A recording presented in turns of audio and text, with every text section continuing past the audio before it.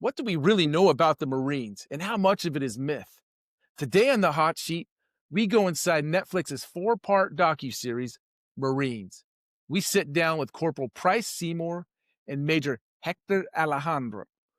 We talk unprecedented access, the reality behind the uniform, and what modern war and readiness actually look like today. Don't forget to hit that subscribe button. This is the Hot Sheet. Let's get into it. We really appreciate having you guys on the show. The Marines Netflix miniseries just aired to commemorate the 250th anniversary of the Marines, featuring Price, the machine gunner, the star, the face of the Marines. How does that feel to be the star on Netflix? It's pretty weird. It was especially weird when it first came out. And like, I don't think like, to this day, I don't think I'm used to people recognizing me in public, especially on base. Cause like on base, I can't go anywhere, like anywhere at all without getting recognized by somebody. And yeah, Oh I no, haven't, so I people haven't come quite up got to used you to it. and like Oh the yeah. Some little booter came and took a picture with me in the gym the other day. I thought that was kind of You funny. got to explain what that is. What's a booter? Is it someone pretty fresh? Aw, you have Yeah. fans. You have Yeah. you have That's what it feels fans. like. That's what it feels like. Well, I That's great. mean, you really are the face of the Marines. I mean, I think, it was perfect. How did they find you? Like, how did they there's like thousands of guys to pick. How did they find you? So they'd already decided that they were going to use our unit for this documentary, and they picked our company. And in our company, our command was asked to put up a bunch of names of people they thought would do good on camera, that like would speak well, that would represent the Marine Corps well. And out of those 50 or so names that they put up, they interviewed all of us, and they liked my interview, and they liked like two other guys' interviews, and they ended up picking us. And they also liked mine and Roland's story, just because we ended up staying together, which was kind of crazy. How did that happen? How'd you guys stay together? Is that normal or? I really don't know, cause so like the buddy system is what we enlisted it with, and like you're guaranteed to stay together through boot camp, but then after that, there's no guarantees on anything. And we went through SOI together. We were in the same holding company, same holding platoon in SOI. We were in the same uh, IMC class, which is the schoolhouse for an infantry marine. We were in the same IMC class. We were in the same squad bay. We were in the same squad. We were in the same. And then we get orders to the fleet, and we check our phone, and we're going to the same unit. We're like, oh, this is awesome. We get to the fleet. We step off the bus. There's that story I was telling in the series, and like when you actually go to Netflix, it'll be like the little cut scene that shows you before you click like start the series. But this is the story I was telling. It was like we get off the buses, and they line us all up, and they're like, okay, um, they start handing, or they come down the line. There was the weapons platoon sergeant, and he comes down the line, and he's looking at everybody's wrist. He's like, hold your wrist down on line, and he gets to me. He sees my wrist, and he's like, okay, yeah, that's all right. And then then he gets to and then he looks up and looks at my neck. And I like, this is what I was saying. I said, I have a particularly wide neck. And he's like, okay, you, you're going to guns. And he goes down the line, and he sees rolling. And he said, look at his wrist. I'm like, okay, he passed the initial screening. Okay, that's a little high. He passed the initial screening of the wrist check, because they were pretty thick, I guess. And and then he looks up and sees Roland's neck. And he's like, oh, there's my second guy. And they pull us off to the side. That And was like, what you two are gonna be my two weapons guys, my two machine gunners. I Yeah. That's great. love that. That was one of my favorite scenes, honestly. Like, I'm so glad you explained that because it's just like so you had no idea that you were gonna be a machine gunner until then? No, I'm still an 0311 by trade, or MOS. And what is that Yeah. exactly? And military occupational specialty. So my actual job, like what I'm trained to do through schoolhouses, is be a rifleman. However, like on the job training, I've only ever been a machine gunner. If that makes sense. Got it. Wow. Okay. But I love that And they size you up like a football player. Like, what position are you Yeah. going to play? Oh, his neck. Yeah, because machine gunners are just inherently bigger dudes. And like, I don't know. And how tall are It's you? like How, 6 foot, oh, 6 okay. even. Yeah. Yeah. Yeah. how heavy is that gun? Yeah. 27.1 pounds. Okay. Whoa. So you do need There's that an big of a fucking argument. neck It's to like pack that thing around. 27.1 or 27 flat. It's like 27.1. And then you got to think about like the A-bag and like all the gear and stuff. You know, it gets pretty heavy. And I ammo. bet. Like, how many rounds can that gun shoot? Like, in addition to the 21 pounds or whatever, you've got the As many as you ammo. put through it. As many. As many as you're willing to carry is a better way of putting it. Right. Yeah. And how many can you shoot before you overheat the barrel? Like, how? There's a method to that madness. It's like that's why you shoot in bursts and you go off of like different guns. I could explain this whole like how it works to you. It's kind of complicated, but like you try and mitigate that by shooting intermittently with another gun. It's called talking guns. And so like the heat of that barrel doesn't get too hot by you using that downtime between each rounds or each burst of rounds with your other gun. Oh, wow. That So that, you're like that double gun becomes like shooting. your sister gun. So you're double shooting. Oh yeah. Wow. Okay. Wow. Oh I yeah. didn't know that. That's actually super interesting. And Mm. is that other gun like it's not a machine gun though. It's a different gun? No, it is a machine gun. It's Oh, the you have exact 2 same machine gun. guns. So it's Mhm. 2 at a time. On a Wow. line of guns, which usually has like 4 if you're doing a company level attack. So like Wow. 4 guns, but these 2 guns are sisters, and these 2 guns are sisters, and they have their target, and they have their target, and they talk together amongst each other. It's a whole like, it's a beautiful thing, like the like orchestra that is the battlefield. I don't know. I think it's cool. That is Well, cool. there's that Yeah. book, The Art of War. It's it's orchestrated. There's a rhythm to it. Oh yeah, it really is. I have that book sitting right over there. I haven't opened it though. So what did your friends and family think of the film? Like, was it well received? Were they happy with it, or how did you feel about it overall? They were, but like a lot of my buddies from back home, like they all like look at me a little different now. They're like, dude, we didn't realize all this stuff about you. And like it's almost like hard to look at you as the same person now because I've seen you on TV. Now it's like kind of like famous and like I don't know, bro. I don't know. Yeah, it's kind of weird. I bet. We had a producer that's produced thousands of episodes of television on our show here, and he talked about the power of Netflix. When a producer at this level is blown away at the power of Netflix and the reach that they have, Yeah. it means something. And so I can only imagine what you're going through. And And as a filmmaker and a storyteller, Sean and I can, I can speak for him too, but we both, appreciate like how open you are with your story. Just sharing, facts about your home life and your story and how Roland's family has taken you in as their other son. And I just thought that was so wonderful. And, because your family doesn't have to be blood necessarily. You can adapt to other families and they can love you just the same. And Roland's mom and dad just seem like wonderful people and like real family. So I appreciate you sharing that. Of course, I love talking yeah. about myself. That's great. That's great. As TV producers, that's what you're looking for, is the person that's willing to share, and Mm. Yeah. so that's cool that you're like that and put it out there. It's brave. Well, when she read the letter that you wrote to her and she read it aloud, you saw that probably? And she was crying. I was like, oh my gosh, I think I feel like crying. Yeah, it Was- got me. I definitely teared up a little bit. you did? Oh yeah. She made me cry too. Did you feel like the film was accurate? Did it really show what it was like to be a Marine? Was that accurate? Yeah. I think so. I think that there were some things that they could have done better, but that's unavoidable, honestly. Oh, You for know? sure. Like, what would you have changed Yeah. or I gotta be careful added? how I word this one. Um, They're what our do you think, friends. sir? We're What there. do you think, So sir? lucky. How do you think they could have been done better?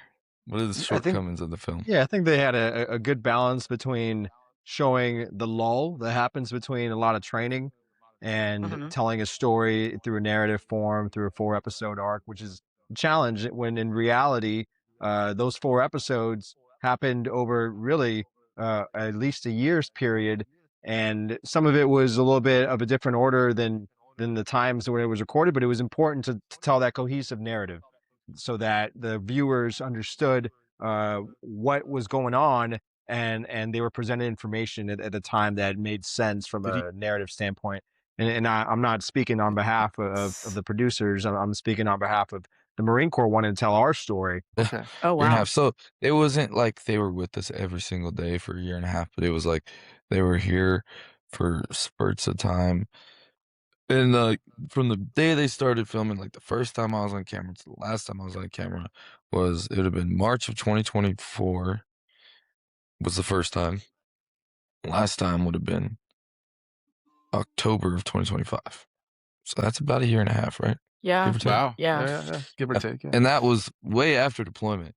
So I know that that timeline probably like doesn't make much sense to you, but since that was way after deployment, since that timeline was so like spread out like that, um, the the reason or the reason why it was like after deployment was because they'd come back and they'd film like different things from my family, like back here, like the scenes you seen with Riley and them, like that was actually filmed here, like in Amarillo, while I was back already. I was in California.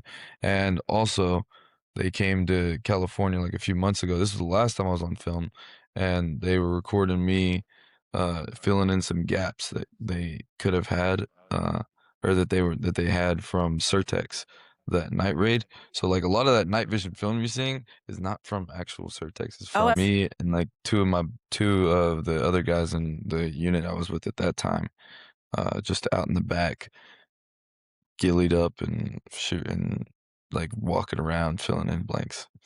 Yeah. I wasn't there for the filming, but there's a lot of things a lot of stories to be told within a 4 episode arc.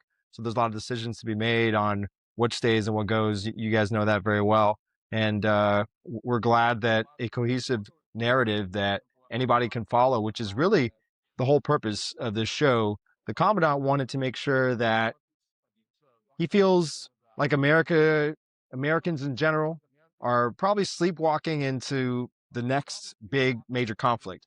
And so when from the Marine Corps standpoint, the Commandant said, yes, I want to provide unfettered, unvarnished, full access, raw access to the young Marines so they can tell their story through the eyes of a Lance Corporal of what it's like to be a Marine, and through their eyes tell the big story of all the things big Marine Corps through force design is doing to modernize for the next conflict. I think there's a benefit to that, right? I think there's usually a disconnect between civilians and military life, and what are we doing as a military force, or what are we doing with these conflicts abroad, and then bringing it home and talking to Pryce about it.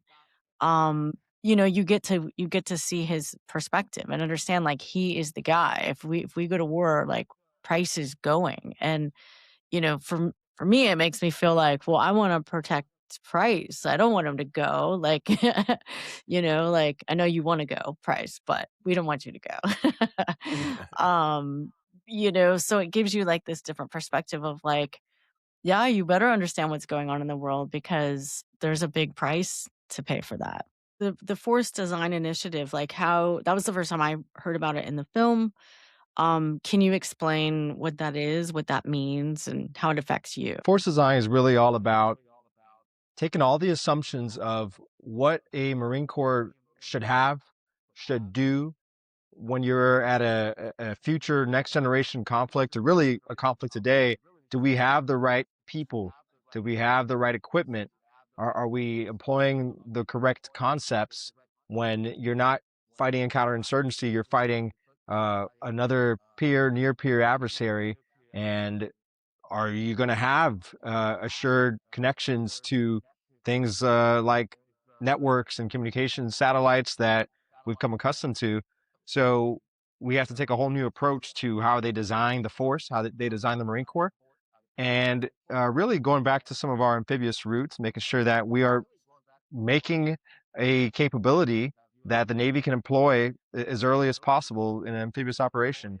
And that's really what force design is about. Interesting. So does that mean no more reconnaissance snipers? Is that what did I understand that right in the film?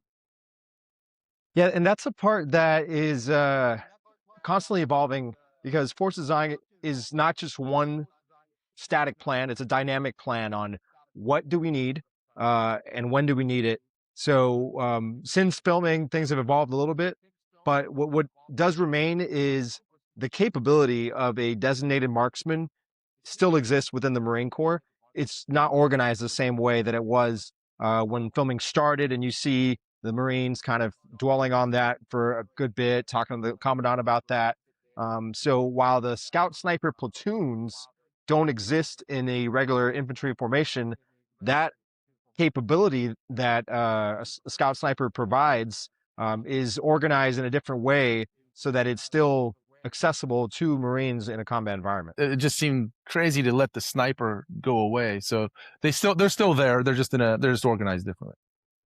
Yeah, I was at Camp Pendleton. We have courses that teach those skills, those designated marksman skills. So whether it's called something a little bit different, we still have guys with big guns that can shoot a really far distance and scare the bad guys or eliminate their capabilities without ever being seen. It's a precision marksmanship course now.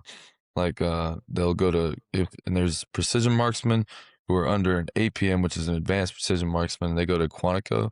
There's like a course in Quantico now for APMs, and it's like I believe 3 or 4 week course. And then once they're qualified to be an APM, they come back. And there's typically like 2 or 3 within a battalion that are APMs, and under them, like they run courses like internally to qualify guys to be precision marksmen. So it's still like the same. And right now, like since we're in the middle of transitioning out of scout snipers, like a lot of those scout snipers are just going to APM and like get passing on those skills that they already know and stuff too. That's amazing. Yeah. So is it fair to say that the rifleman is now more like a special operations team versus infantry? I don't want to make sure I get my lingo right. Yeah, I was so trying to understand what that kinda means answer that exactly, but it first. just seems like, yeah, From the force design standpoint, yeah, that is broadly the idea, to make the Marines that are in the infantry a little bit older, a little bit wiser, a little bit more capable. They've been considering changing the size of the squad, and it's taken that approach of how do special operations think and organize, and scaling that, right? Because special operations are very few guys, but infantry battalions are inherently large organizations. So trying to find that happy medium between the exquisite and the few, to a greater amount of people that can do more things, but still take that special operations type mentality and embed that. And I'd be interested to hear Pryce's perspective from the tactical standpoint on that. I think that's the idea, but with that, and like this is gonna be, nah. I think that's the idea behind it is awesome. I think that works well, but there's gonna be a bunch of kinks to iron out because a lot of guys, like they're, oh, this is hard to speak on, but like for example, like with the snipers, like they're stuck in their ways, right? They want to keep that around, and change is right, always going to be hard right, when you have a right. bunch of knuckleheaded freaking infantry marines that want to do things the way they were taught to do it. You know? Yeah, clash of cultures, Yes. and I'm sure a few egos in there as well. Oh, the biggest. Well, you're all the best, so I get it.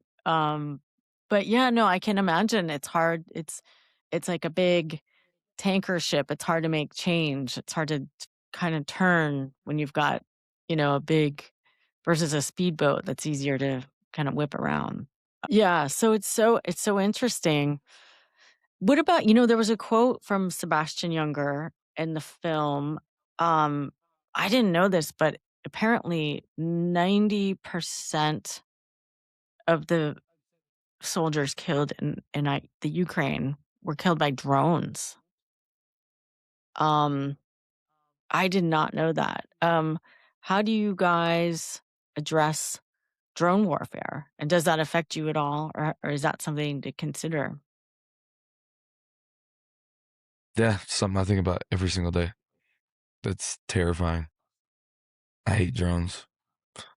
But also, on the other hand, like if another country has it, we have it probably better than they do. So like if they got drones that can kill us in our sleep, drop little grenades on us while we're in a PB somewhere, like we probably got some that can go into their PB and like place and set a C4 or like some type of massive explosive just in the middle of their camp and get out without ever being detected. So I feel like I have faith in like the fact that that the United States is bigger and badder in every facet than any other country. But still kind of scary, Yeah, I bet, because Yeah, some of that new technology is like facing the unknown. Oh, I was yeah. just going to say that these loitering munitions, um, all these drones that are you don't even see them coming.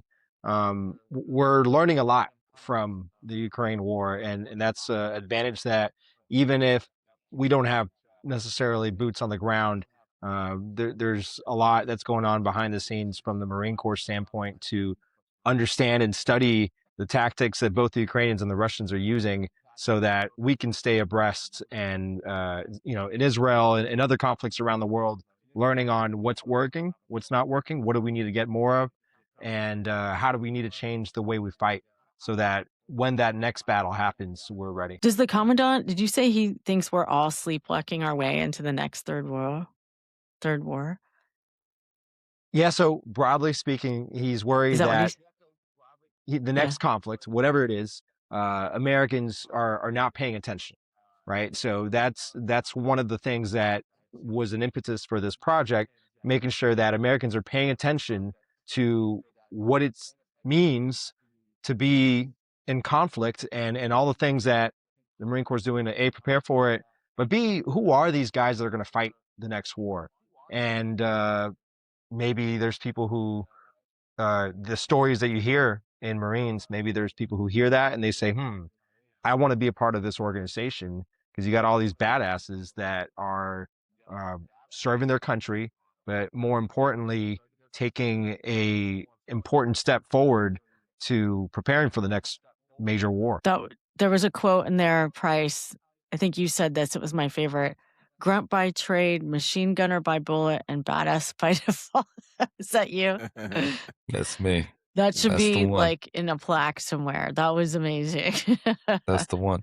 I've actually got a bunch of DMs on Instagram and stuff. People like quoting me with different things I said through the show, but that's definitely my favorite when they say that one.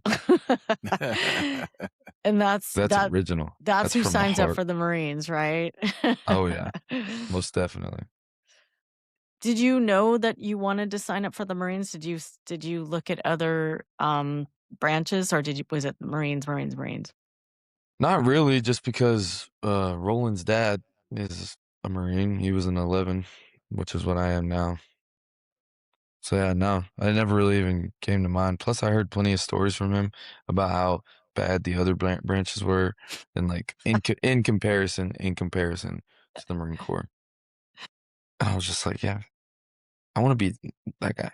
I want to be one of them. And he always told me, he's like, 80% of it is gonna suck ass, but the other 20% is like what makes it worth it. And like, I wanted the ass sucking because like I feel like every man should go through a little bit of like ass sucking. Whoa, hold on. Stuff that sucks, It's funny because there's a lot of parallels with our career where the hurry up and wait, right? Like do you guys sit around a lot, right? You're sitting and waiting. It's a look like in the film, anyways, and that's kind of how it is for production. How was your production crew? Was it a great bunch of people? Awesome. I loved okay. them. Those guys, awesome people. Chelsea, Tim, Oliver at the beginning. He was the first cameraman. And Leaf, yeah, they were all good people. Oh, good. I'm always glad to hear that because, we're crew ourselves and we always try and give people good experience, not be too annoying in your face. Yeah.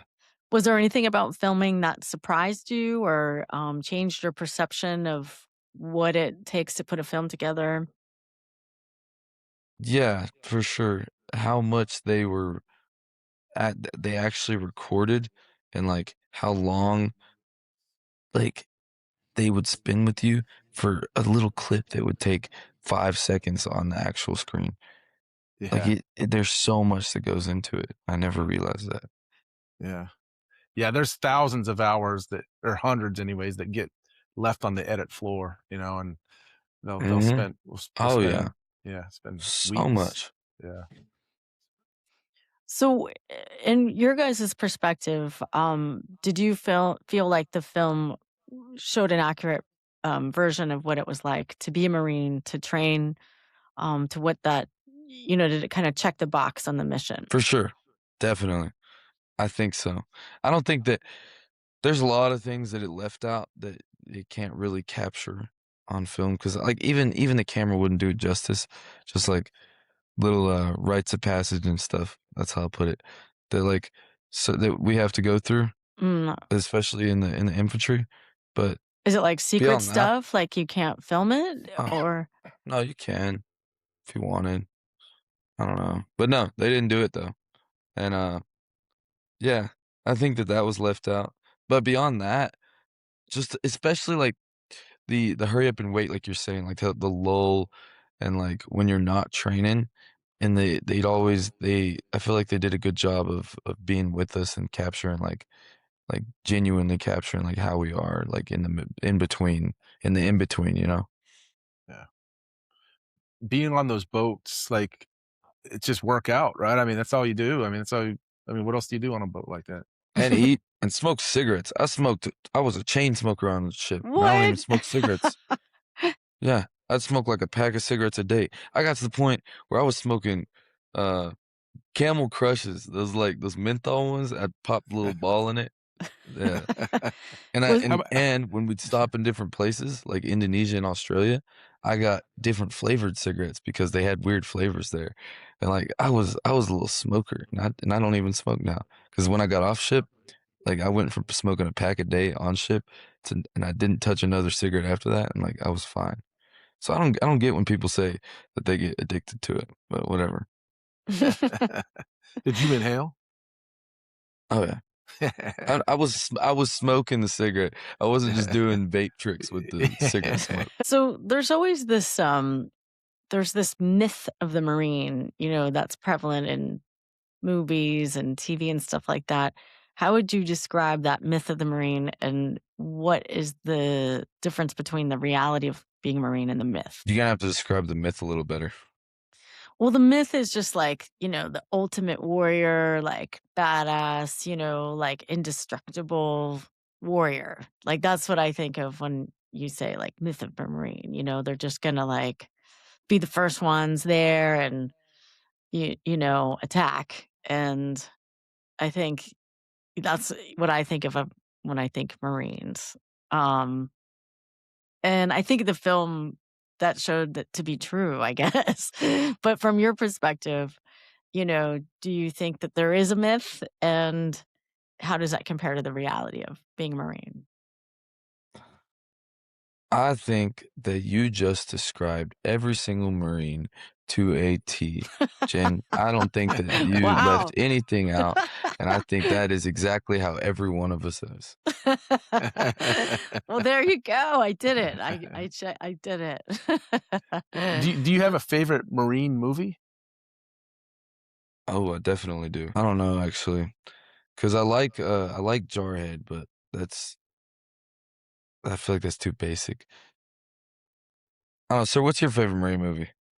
You know, people don't Full think of Metal this as a Jacket. Marine movie, but my favorite is Independence Day, where Will Smith is a Marine pilot slash wants to be an astronaut, ends up Oh yeah. obviously saving the planet, but that was a Marine fighter that fighter pilot that was kind of my inspiration for early on being exposed to the Marine Corps and wanting to join eventually. That's a good answer. That's a good That movie was a too. good one. Yeah. I think Yeah. mine is The Great Santini. Remember that? I haven't ever even seen that. What is that? What? Well, it's probably a little older than for you. It's with Robert Duvall, and I know Robert Gwyneth Duvall. Paltrow's mother, Blythe Danner. Amazing. And it's based on a book, on a novel. And the guy was the main character is a very successful pilot. He was, a hero and succeeded in his Marine life, but he struggled and had conflict with his family life. He just didn't know how to turn off the Marine button when he came home, and he was kind of like a tough dad. And it's just an incredible film because it's like he was trying to be everybody, and it was hard. On See that that one. note, how hard is it to turn off that Marine button, as she said there? I don't think it's that hard. I've never been told that I'm bad at it personally. Yeah. I don't think it's that hard. I think that I don't know. Maybe it is a little hard. What do you mean? Like Yeah. what? Like what's the hard part? Because I have been told that I'm like I tend to be like condescending almost and like demanding in certain facets, like especially like with with certain things like holding yourself to like a high standard. Like when I came home on leave, as a matter of fact, like there's certain things that my family wasn't like doing and like keeping up with that like really bothered me, and I was kind of like mean about it for a little bit. I feel like that could be like because of that. I don't know. I don't know though. Yeah, like you hold yourself to like a high standard and all the time as a Marine, but when you come home, life is just isn't like that. Right? Like, Exactly. yeah, It just feels so much slower, if that makes sense. just Like like life everyday just life. feels so much slower as like a civilian than it does as a Marine. Everything's fast paced, like screaming at you, like demanding, like you need to get it done now, and like it's just everything slows way down. And I don't know if I like it, to be honest. It's like I feel like it'd be easy to get complacent like that. I don't know. So you Yeah. like being a Marine. You like the I pressure love it. and Greatest decision I ever made. That's great. That's cool. What would you tell a young person that's considering the Marines? Do it. Freaking depends on their situation, obviously, and like what they got going on. But I think that it's hard to go wrong joining the Marine Corps. I don't think that it's like that's a bad thing, and like no matter which way you flip it or look at it, I don't think it's a bad thing. I think it takes a certain type of person. I don't think it's for everybody, but I think that everybody should at least attempt or at least Yeah. want. You know, Yeah. Yeah. and Yeah. what's the hardest part about being a Marine, and what's the best part? I think that the hardest part that people would go through is being taken out of everything that they love and know and then thrown into something like boot camp. But that's like for every branch, I feel like. And at the end of the day, you kind of just got to suck it up. I don't know. That's the way I look at it, at least. Yeah, And and then I once think you're the in, hardest though, part is just being away sorry. from everyone so often, where whether Right. it's at sea or in the field, or every time that there's a holiday that you're not there for your families. I had 3 Thanksgivings that I missed in a row, to the point where my in-laws are like, you're scheduling these out. You don't want to be here, do you? So I think people don't really they take for granted when you're not in the military how little freedom you have about what your time looks like. Right. And you were a Marine for 15 years, right, Hector? Is that Yeah, I started through ROTC, commissioned out of Georgia Tech, and then since 2010 I've been active duty, and had a chance to deploy with joint operations, Marine Corps operations, and really to kind of talk about that myth versus the reality. I think even outside of Hollywood, when I interact with my peers in the Army and the Navy and the other services, uh, they still reference that myth. That what I am even before they get to know me. They make assumptions based on the other Marines they've met. They make assumptions based on what they see in media. And I think we try to live up to those high standards, sometimes impossibly high standards. But that is part of why we join. That's part of what we remind ourselves when officers go through officer candidate school. Uh, Two big things I would say are imparted by the instructors, as far as I remember. One is, why do you want to be a Marine officer? And that's something that everyone has to have their own answer for. It's individual, it's unique, that will drive you for your career. And then the other question that really for all Marines, we try to remind them is, why do we even have a Marine Corps? We have soldiers in the Army, aviation in the Air Force and the Navy. Like, what exactly is the unique value proposition for the Marine Corps? And one of the answers that we like to say is because America wants a Marine Corps. And maybe one day that won't be the case. But we live with the constant fear that people will change their mind and say, yeah, maybe we don't need the Marine Corps. And that's why we have to remind ourselves every day of, why am I here? Why am I wearing this uniform? Um, and it's because people want us around. They want that dangerous individual who is able to, affect the enemy in a way that nobody else can, because we have that mindset of being lethal when it's time to be lethal. Yeah, no, I think everybody should be reminded of that every day, right? Not just those of you wearing that Marine uniform, but like all of us, because we're all in this together. It's Mm.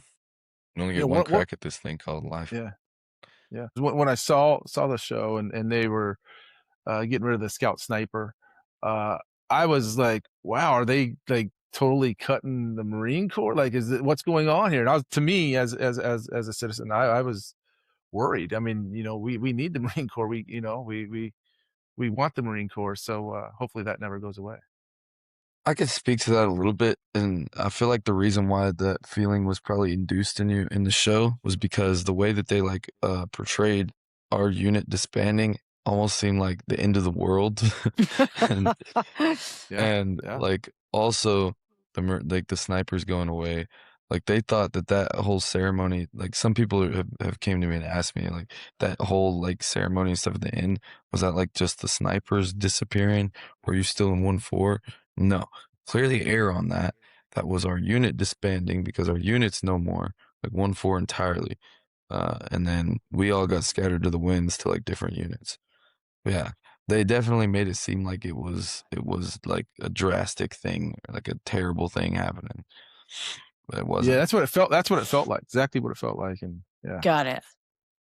Yeah, thanks for that clarity. Um, I think anytime anybody says goodbye or they leave, like you and Roland, in different units, that was like, oh wow, okay, these guys, like you feel that, because you felt your bond the whole time, and then like, oh, you're leaving each other, like, I don't know, I definitely felt that. It felt Yeah, dramatic. and Yeah, that's and just I like to cinema though. say that in the Marine Corps, one of the most important things to us is our history and traditions. And so when you hear about a unit standing down, 1st Battalion, 4th Marines, no longer being one of the line battalions that we have, that means a lot to a lot of people who have served in Hmm. that unit, served with the Marines from that unit. And that's why when you have a unit disestablished, it's a big deal to us. But that is part of the force design, saying, what if we took that same amount of people and put them in different places in the Marine Corps to have different unique capabilities? The Commandant is taking some risk and saying, maybe I want a fewer battalions, but I want more of the littoral regiments. And that's part of the trade-offs that we're through a process of continuous learning, determining what is the right number of infantry battalions that we need to do all the other missions that we're doing. To kind of provide some context on how we organize, you saw through the show mostly the 31st Marine Expeditionary Unit, and that is the only permanently deployed Marine Expeditionary Unit, MU, that we have. They are based out of Okinawa, Japan, and the headquarters is only a few hundred people, but the MU as a whole is a few thousand people. And that difference comes from Marines deploying from Camp Pendleton, Marines deploying from elsewhere to augment this MU for short periods of time, a few months at a time. And during that period, they practice every single time it's Groundhog Day. They have to remember, how do we get on a ship? How do we operate on a ship? How do we organize so that when we roll our stuff into the ship, it's ready to get off the ship in the most effective way possible to prepare for combat? And when you do this every 3 months, every 6 months, you get really good at it at the headquarters level until everybody leaves. And everyone's always leaving. People are retiring, people are moving, PCS, as we call it, permanent change of station. So the time that you're the most ready as a unit is right at the end of your deployment. That's when you're at your highest level of readiness. You've been doing things for the whole deployment or through the whole workup, and then you lose people, and you constantly have to rebuild that back up. That's so fascinating. Yeah. It's very complicated, it seems. Then another thing about the film was leaning pretty heavy into the reality of being a Marine, like what that means. Like, you're going to battle. You are trained for battle, and battle has consequences. You might lose a friend. You might, not make it. I thought that was a major theme in the film. How did you guys feel about that part? And did you think that that was accurate? Like, is it good to just talk about that stuff and get it out there? Or how did you guys feel about that? Yeah, I'd say we live in this interwar period, right? We're between wars, we're between major conflicts. When I first joined, my OCS graduation was right as we were getting ready to augment Afghanistan in 2009. So commissioning out of the basic school in 2010, I had a lot of friends getting ready to go straight to Afghanistan. And we're not in that world anymore where you ask a formation of Marines to raise their hand. You'll be lucky if you get one or two who've deployed. And we forget the realities of war sometimes. And I think they did a good job of showing respect to what is real war, what is war as we think about it from a training perspective, from a wanting to be employed for the thing that you train for. Nobody shows up to work and says, I hope what I do never gets used. In fact, you want to do the opposite, but the unique balance that we find ourselves in, sometimes the threat of using Marines is the power, is the force, and that's what you see when we do the things that we do. The presence of Marines does something to you, whoever your target is, and that's what I take away from the film. They were trying to provide a little bit of perspective on what is a Marine's perspective today versus what it was 10 years ago when we were frequently in combat. Yeah, that's a good point. Because we do forget, right? You forget so quickly, and you don't want to repeat history. If you forget, then you're at risk at repeating history and making mistakes when you don't have to. You can learn from them. But yeah, I thought it was very honest. Yeah. I mean, I thought in a way it was like refreshing just to talk about it because it is real. You don't want to dance around that. You want to be direct, like there are consequences to this, and I think I think it serves us to take that seriously. What happens, a guy goes home for a little bit, break, whatever, leave, comes back and can't pull himself out of the water onto the rubber boat or whatever it is. Like, What happens if somebody slips, like they regress, physically, they can't do certain things? How does that handled? Back to boot camp? Like, how did the Marine Corps handle that? I've never heard of Can anyone you getting sent back to boot camp. That would be a rough punishment, other than guys going back to officer candidate school. That's by choice, which has some elements of boot camp to it. But in the end, uh, we sometimes have to separate guys who fail to adapt. That's a reality that happens. But we also try to sustain the transformation. That's a important commandant priority, to sustain that journey that begins from the moment you step on those yellow footprints to the moment that, Pryce used the term, the boots, right? The boots are the young Marines that just joined the unit. And as soon as you get a boot drop, I mean, you could tell us what it's like. There's a constant mentorship and intense effort to catch them up. What do you think, Pryce? I think that a lot of that falls on that person's or that Marine's direct leadership to like hold them to that standard, keep them like get like, and I mean that more than just like a physical training, like making them train more, but more so like to instill like that drive and that want, that like need to be the best in their juniors, because that's like how it's that excellence is bred in a person. It's like it starts within as opposed to like outside. I like that. As a blossoming leader, how do you inspire your teammates to find that within themselves? I think the biggest way is obviously like the cliche, like lead by example, but like beyond that, like you sit with them and you talk with them. You like you figure them out. You know your Marines, look out for their welfare, right?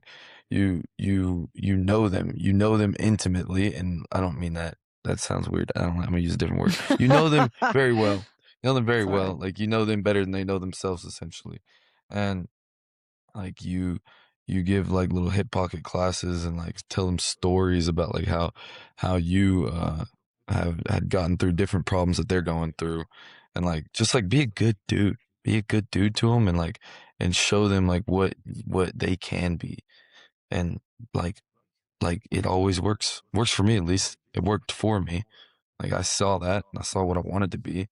Like I like emulated certain things I didn't like, and I took what I liked from this guy, took what I liked from this guy, and like I've tried to uh, create me with the things I like from other people, and left out the tough stuff I didn't. And it sounds like Roland's dad was kind of that influence for you. Like he kind of gave Oh, you. initially, without a doubt, yes, initially without a doubt, absolutely, That's because he was like amazing. the only real father figure I had, and like from having none to having that guy, like I was beyond blessed with that.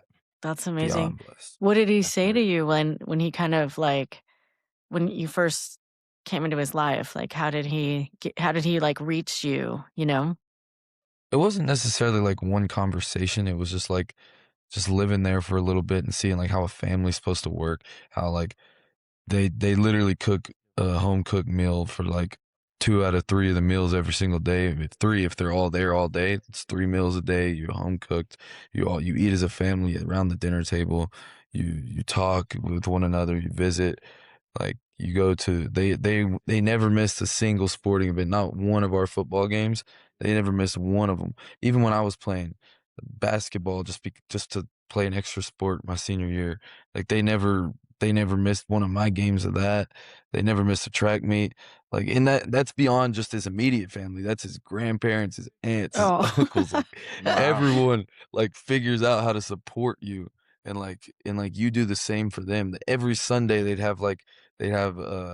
all go to church on Sundays, and then have dinner at his grandparents' house, and it's like the whole family would go have dinner and like just visit and like watch Nice. football and stuff in the living room. The guys would, and the kids would all play, and it's just like I don't know, it's like a family, and I think that's like him. And he's a family man for sure, and seeing that like those are the things that I liked that I took from him.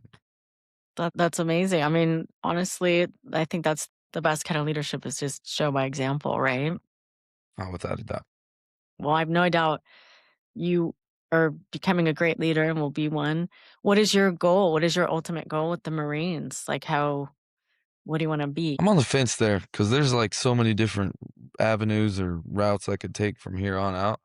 And like I'm wanting to first option, right? Is I want to do MECET commission as an officer, like sir up there. Or which or I want to go the special forces route. And either stay Marine Corps, go MARSOC, or maybe even recon, or get out, inter service transfer, go to the Army and go like Green Berets or something.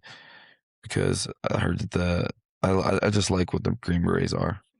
But I don't know. I really don't. I want to stay in the military though. And I want it to be at a higher echelon than where I'm at right now. And for you, how much of that is your choice versus like I'm the dude with the big fucking neck, so I can only go this way? How much of it is you get to choose and all that fun stuff? That's a good question. I think it's me, but maybe I'm in the fog of war right now. I don't know. Yeah, like say like recon or some of that other stuff. Like I'm sure they have specs, like that you need body type wise and those sorts of things. Like prerequisites that you need to meet. Absolutely. Yeah. That's with anything in the military though. If you want to advance further in something within the military, you need to have like some type of like you need to meet some type of prerequisite. In the end, the biggest requisite is you got to want it. That's the biggest requisite. So I bet being in the Netflix film has helped you meet people, prospective partners. Is that true? Are the ladies saying, "Oh, we know that guy"? There's a smile. I see a smile on your face there. No. You see, I don't know. I think it's only been completely professional meetups between me and people that have like, where people recognize me. It can be completely like random, just like in passing in public. Just not nothing personal. Just super like professional military, like on base and stuff.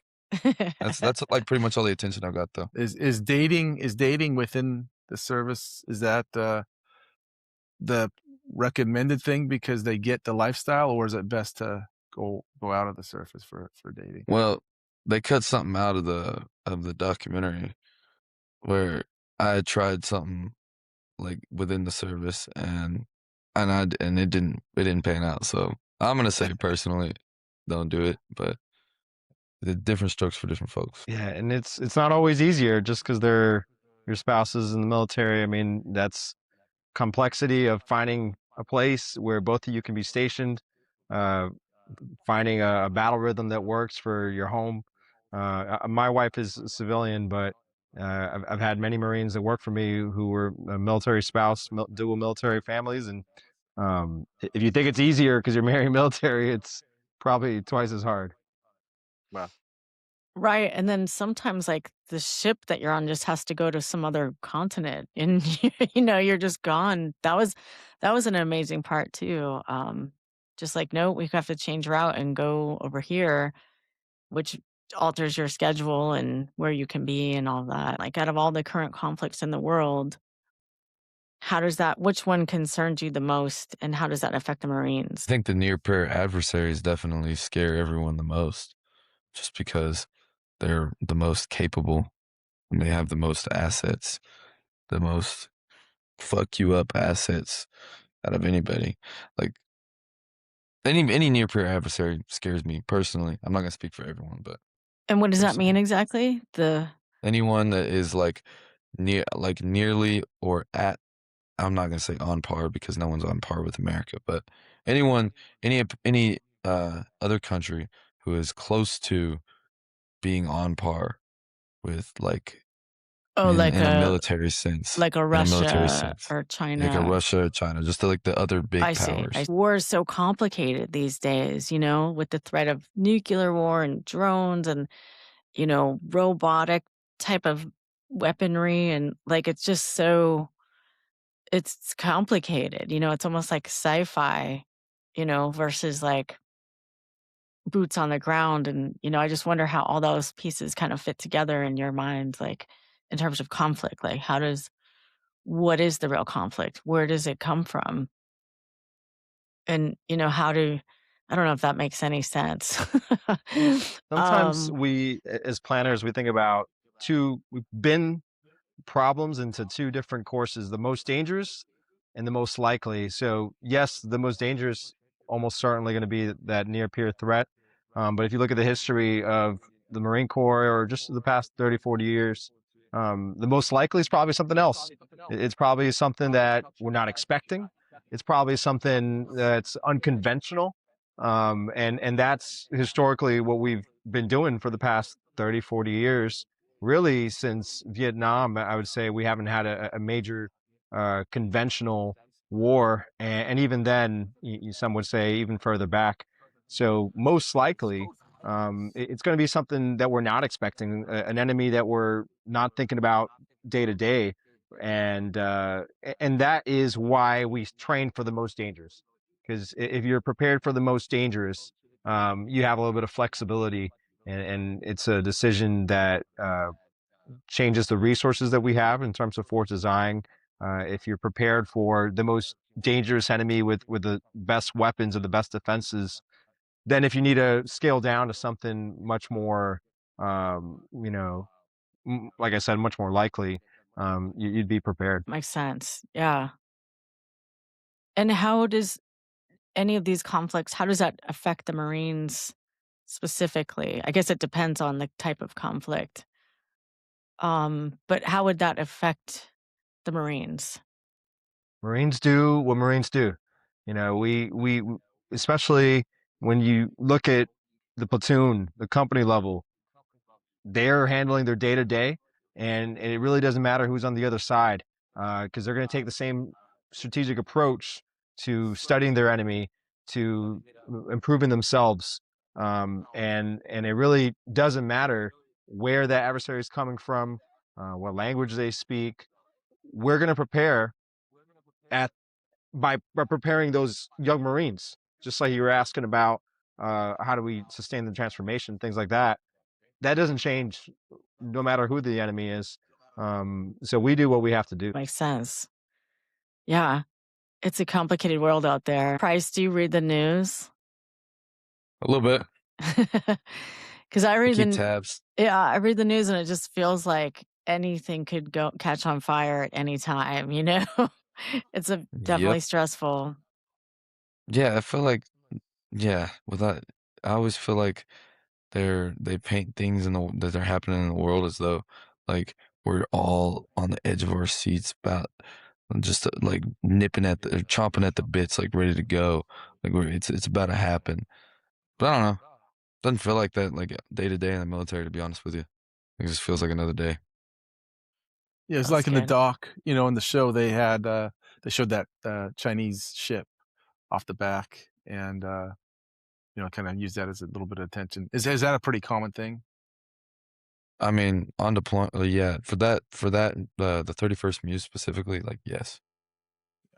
That felt tense. I guess that's what I'm referring to is that scene felt extremely tense. And I don't know if that was exaggerated in the film or not, but it was, the US ship was turning to the right and the enemy ship was turning to the right and they were tracking each other, swapping info. And it just felt like, whoa, like, yeah, we're right there, like one step and who knows. Yeah, Yeah. and And it largely felt I'd very say that tense. it, it it is tense, and you might not even know it when you're in the ship, at the gym, but at the bridge, like you do see events that happen where ships are colliding, uh, accidents are happening, and when you're on the bridge of a ship, they are constantly in a situation where they're making sure all the moves they're doing, and that their full awareness is focused on what they're not expecting. Because if you asleep at the wheel, the risk is real. Like in a scene like that, I mean, there's probably submarines underneath too, right? I mean, can the ships that like the Wisconsin or the Green Bay, can that detect a submarine like that, an adversary submarine? I don't know what capabilities the Green Bay has to detect submarines, but none of these ships are out there by themselves. You know, Yeah. when you have what we call the amphibious ready group, which is usually 3 ships. I think most of what you see in the film was 2 ships, and but really, any time that ships are at sea, they're part of the joint force. The joint force is the Air Force, the Army, the Navy, the Marine Corps, and the Space Force. And every ship is employed as part of a combatant command that's looking at a big portion of the world and saying, what's going on here? And how do we allocate our resources so that we're making the most out of the few things that we have? I know we have a huge military budget, but it's also a very large globe, and so these combatant commanders are constantly competing for resources. I mean, you see it right now in the news. You've got Iran in a really destabilized situation, and you Yeah. got South America with much more firepower and carriers and ships than you haven't almost ever seen. And so, at the highest levels of the government, they're making decisions that affect where we are, but they don't affect our day to day. Our day to day is you're executing your mission. And so you got Marines right now deployed off the coast of South America, and maybe next day, maybe today, they'll get a order sending them somewhere else. But they're going to continue training. They're going to continue doing the exact same things that you see on the Marines show until they get the call. And when they get the call, they'll be ready. And then Major, is there, like, in having that documentary like that, is there fear in showing secrets, trade secrets, or like, do you have final cut? Who has final cut on that? So what we're looking for in my office in particular is called SAP. That's the security, accuracy, policy, and propriety. And it all starts at the source. We had a Marine, if not 2, full-time dedicated to facilitating the show.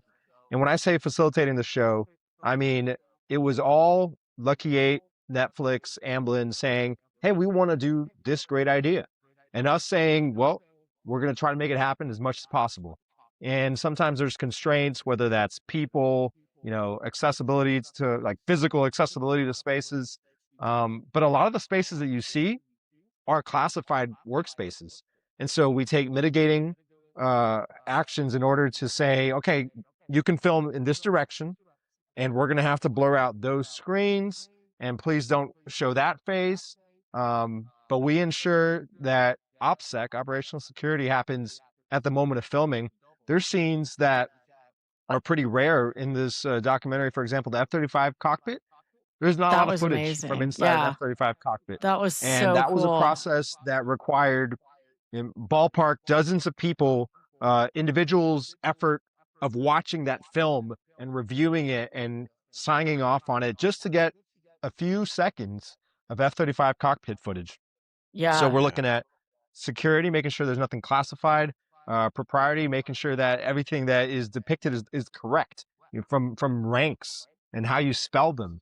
And that's part of the accuracy as well. And then we have a lot of policies in the Marine Corps and the Department of War that we want to ensure are aligned with what's depicted on the screen. Amazing. Well, you couldn't have worked with a better production company than Lucky 8 TV. Sean and I have spent a lot of time working for them. They're excellent people. They were great partners in this, and we've very lucky to have them as part of one of our job. My job here in the liaison office is seeking out people who are interested in telling the stories of Marines.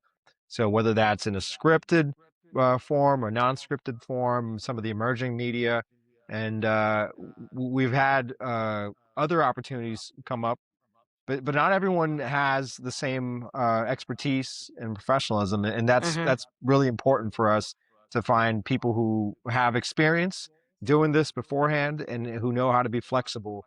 And the team on the ground was outstanding. I mean, the guys and gals that were on board, living on a ship, in tight spaces, getting dirty, getting wet, getting cold. I Yeah. mean, they were just as cold as Pryce was out there, Yeah. and it was Yeah. they were treated very much the same in many ways. No, How many some of those crew guys. members were there for the film crew? Do you know? So I wasn't here for the filming, but my understanding is 6 or less total on ship. And so Okay. for a lot of scenes, it was, 1 or 2, audio, camera, minimal people for a lot of the scenes, and it had to be. I mean, you're filming at night with night vision goggles. You're filming in places where you're only going to get to do this once. So this Yeah. is it's some decisions that they had to make as they were filming. Yeah, during the training, it seemed like they had a large crew because they were covering so many different angles of that, and like like the stuff on the rubber boat itself, being up in the chopper, being down here, being over here. It was like, damn, how many film members are there? How many crew members are there? It seemed like Yeah, just and making their most out of their action camera. I mean, Price was there. You tell me, Price, how many were you seeing at a time? That was 3 on each ship. So on the America, they had 3, and then 3 on the Green Bay, okay. and Wow. then Chelsea. It was Okay. like a mic man, cameraman, producer, and then on the other side, it was the other producer, mic man, cameraman on Yep. the I America. and Price, you said you like helicopters more than boats now. What did you say? Yeah, got tired of being wet. That's the same reason that like I've thought about going to the army to do like Green Berets or something. Just because I want to get the hell away from the water sometimes. Well, you're from But Texas, since right? then, since that little audio bit was taken of me saying that, I have gotten more comfortable in the water, and I am a little bit better now. So Oh, I don't that's know. good. That's why recon's on the table for me now, That sounds because they good. do it. They I'm swim a lot. I'm sure the Marines would be happy to hear you say that. Um, well, one thing I like to do with these shows is go on Reddit. Reddit always has these chats. These fans watch the show and they comment on the show, and so it's kind of a fun to read some of the Reddit comments. And Price, a lot of people said you'll like this. People described you as likable because of your solid moto swag, whatever that Hmm. means. See, that's not what I saw on Reddit about myself. Oh, really? I read. Yeah, I What made it did a you point to read? stay the hell off of Reddit after I saw some of the things that I saw on there. Well, one thing you might not like, one thing that came up also that you might not like, a lot of people, some people, this is just Reddit people, they were cringing about how you said you liked violence and stuff like that. How do you Yeah, respond there to was that? that. There was that. That was a big one. It really that was a big one. What did There was a few things, but I really don't give a shit, to be honest. Like, what I said was true, and I stand by it, Well, you know? and I think the context too, I think, it's Oh, oh, yeah, let me right, address like it's that. what you're trained to do in that Oh, context. It's not no, the like context, there were so many different things that were taken just a little bit out of well, a lot of bit out of context, like things that, like, they cut some here and there. And then, like, the audio that they'd be, like, pulling something that I said from something else, and, like, it didn't bite me in the butt too bad, it just made me sound a little cornier than the way I actually said certain things, and so, like, for me, I was watching it and I was just like, "Oh gosh, Bryce, you sound like a damn cornball right now." But it Aw, it is what it is. I still mean everything that, like, they didn't portray me in a way that, like, isn't me, you know? right. And I thought you had some great lines. Like I was watching the show, writing them down because I thought they were just really good. Like the grunt Yeah. one. Yeah, some Grunt. of the people from Lucky 8 and, Amblin at the Hollywood premiere were telling me that I was a super quotable guy. Yeah, I no, I as a producer, I was literally watching the show, writing down your quotes because I thought there were so many good ones. I was like, they probably had so much fun filming you because you do. There's a couple ones. This was one of my favorites. Going in the shit with the boys on the water, fucking awesome. Oh, with all the boys. Going in the shit with all the boys on the water, fucking awesome. That was cool. And what could be cooler than raiding a beach in the middle of the night? There was just tons of stuff like that because I don't know, I felt your joy in doing that. it seemed kind of Yeah. fun, despite the cold water. Yeah. Hell yeah. Yeah, from our Actually, standpoint, yeah, for sure. no, I would. And I definitely would. Major, in terms of recruitment, how are Marine recruitment numbers, and does a film like this help recruitment? Yeah, recruitment's a slow beast.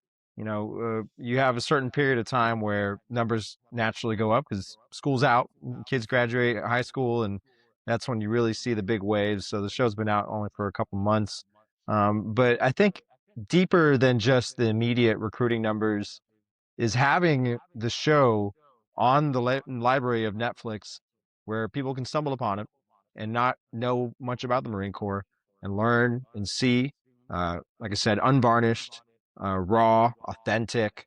That's very unique. It's a little bit different from what people think about. People think about boot camp. People think about Full Metal Jacket type of things. Let's show you what it's like to be deployed, and see if that resonates with you. See if these stories resonate with you.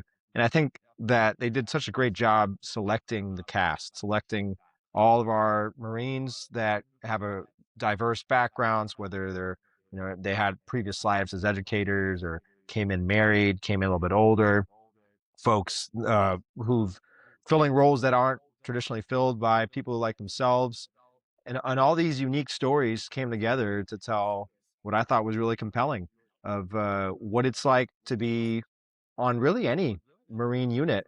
You'll find diverse, unique stories like the ones you see on Marines, and even though you see a lot of war movies, you don't often get to see the stories of the family members back home, what they were saying, what they were experiencing. And I thought that was also very unique. Yeah, it was definitely a good touch. Yeah, I enjoyed that a lot, and I appreciated Price's honesty with, the violent part of it, and, I thought that was just really honest about where you are and what you're doing, and the whole film felt like that. I think they did a great job, with the access that you guys had. They're able to show all these different facets of being a Marine. And I did ask some Marines that are out in the world, like what they thought, do they like the film? Was it accurate? And they all thought it was great. So good job. It's really cool to be a Marine right now and see your people currently being depicted on screen, because there's kind of, like I said, this big gap where Marines aren't necessarily being talked about at this level of in-depth discussion on the missions that we actively do right now. So I think even if you served 20, 30 years ago, even longer than that, those moments that they depict of the Marines just being Marines, just hanging out in the berthing area, in the ship, the way they talk. I watched a film of Marines in Norway in the 70s, I believe it was, documentary style, very similar type conversations, very similar type of camaraderie. Those things endure because of the way that we impart that culture, that Marine culture, that Marine mindset. It's showing that Marine Corps culture and mindset is very valuable to telling our story.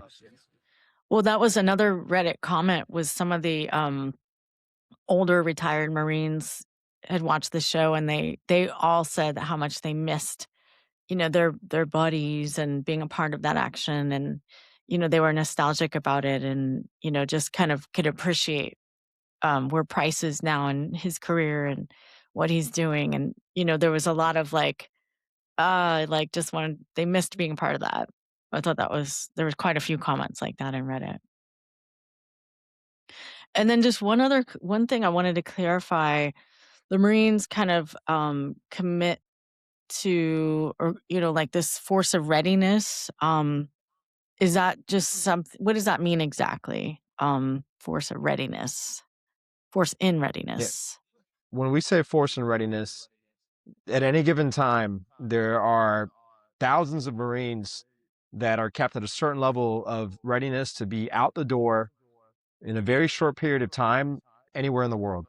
And so we have a mindset, an expeditionary mindset, like we like to say, where you got all your stuff packed in a bag, ready to load, don't know where you're going. And that's how I've experienced a lot of my deployments. I mean, I've had deployments where I had 8 hours notice between, hey, we're going somewhere. 8 hours later, I was on a plane. I've had some where I had 2 weeks notice. I had some where I had a week's notice, and that's a mindset that carries over to how you live your life outside of uniform. Every time that especially in my younger years, when I travel somewhere, I had to have a plan on how am I going to fly back home in case they need me. And so that's part of that force and readiness that happens at the family level. You know, your family readiness, making sure that everyone back home is ready for you not to be there. What's your plan? What's your family care plan? Who's going to take care of your kids when you leave? Is your wife able to work while you're gone? Things like that. It takes the total force thinking about it, civilian, active duty, reservists, and we like to be that force and readiness that is not only trained and medically ready, individually ready, but holistically looking at what are we doing right now so that when we are the president's 911 force and he can assign any mission to us, we're ready to answer the call. Wow. Wow. Pryce, do you have your bag? Yep, I do. Where do you Sitting keep? over in the corner, Yeah, it's like right next to, yeah, right next to my K bar, my main pack, ready to go. Is it by the door or where is it? Like It's by the. It is. It absolutely is. it's by the It's right by the door. door. Wow. And how much does that pack weigh? 27.1 pounds. Nice. I just want to say, thank you both for your service and thank you for doing this. Yeah, thank you so much, you guys. We really appreciate everything. Just giving the film crew the amazing access. Thank you for having us, and Yep. encourage the listeners to check it out, Marines on Netflix. And overall, we're trying to tell authentic stories, raw stories of what it's like to be a Marine. So it's refreshing in that way. It's sometimes you watch reality TV and you're like, this is not real. This is real. These are the experiences the Marines were having, and it's been a great journey. Well, I really enjoyed the film. I hope you all watch it. It's 4 hours on Netflix.